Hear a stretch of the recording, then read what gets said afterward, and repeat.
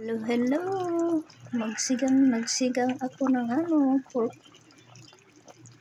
ribs. And then nilagyan ko siya ng shrimp. And then nilagyan natin ng kaunting gulay.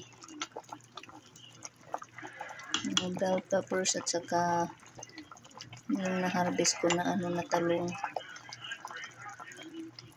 Yung last na talong na na-harvest natin. Ayan na. Nasa sinigang na siya. So, may hipon at saka barbecue.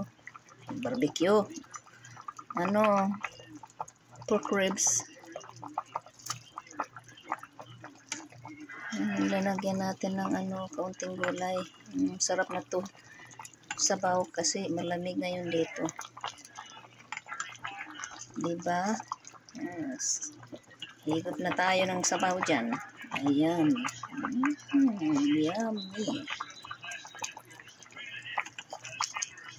Linagyan natin ng yung tanglad na nakuha ko sa tinanim ko dito itong summer na to. Ayan na.